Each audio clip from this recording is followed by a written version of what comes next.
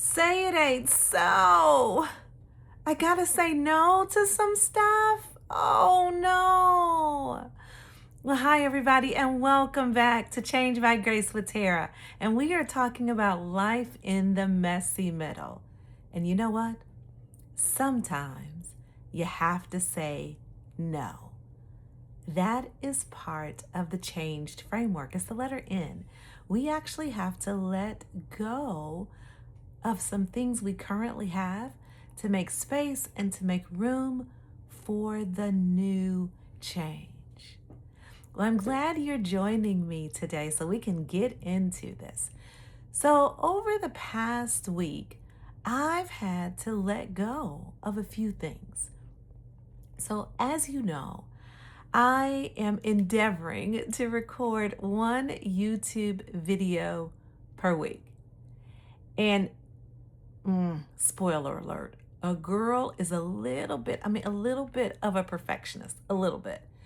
But I have made a commitment to say, let's not do that. I need to let go of this perfectionist mentality that I can have. And it's really about my own work. I'm not that way with other people's work, but I am with my own. Have you ever been like that? You are your own worst critic?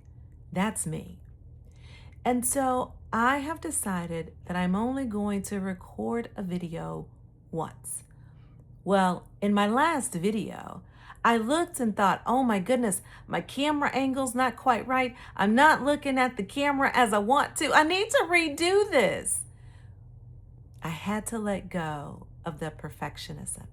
And I had to learn to say, it's okay. Your camera angle was fine. The video was fine. Just upload it to YouTube. But that was harder than I thought it would have been. It sounds really easy to say, only do one video take. Only do it once and let it be good enough. Let the message just be. How do you handle the fact that sometimes you have to say no and to say it's really good enough? You see, that's part of change.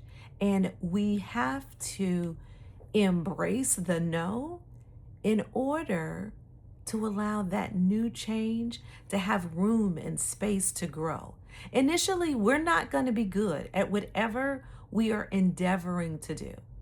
So I am endeavoring to record these YouTube videos every week.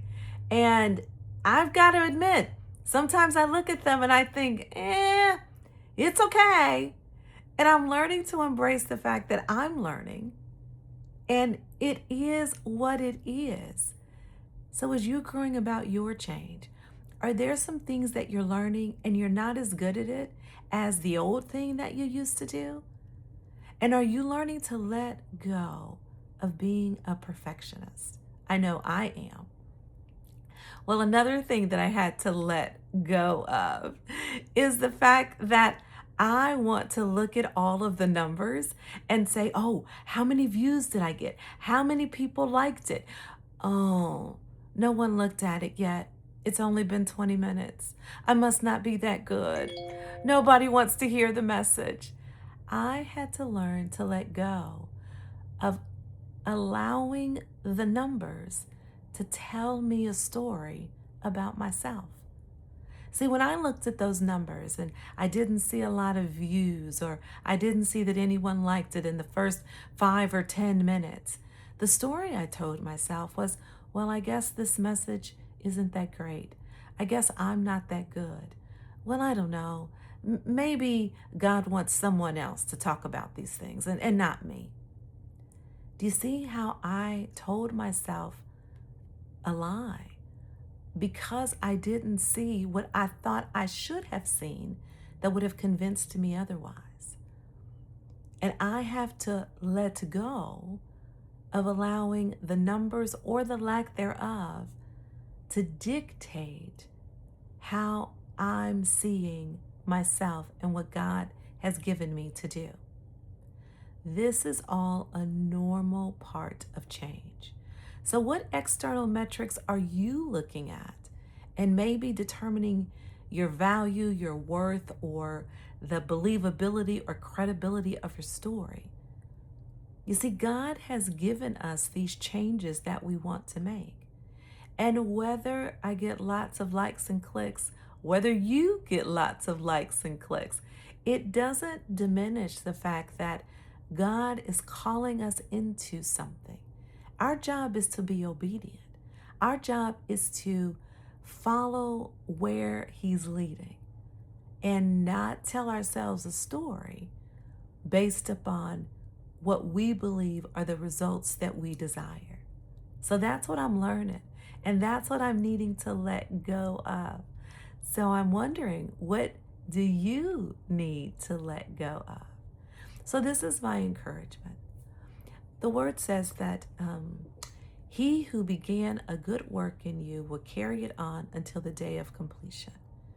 And so God has given us a good work, and He is faithful to carry it on. He is faithful to walk with us, to give us the words to say, to give us the clarity. He's given us the ideas for the changes He desires in our life.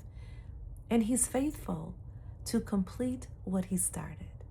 And so, my question to you is, what do you need to let go of in order to keep moving forward with your change?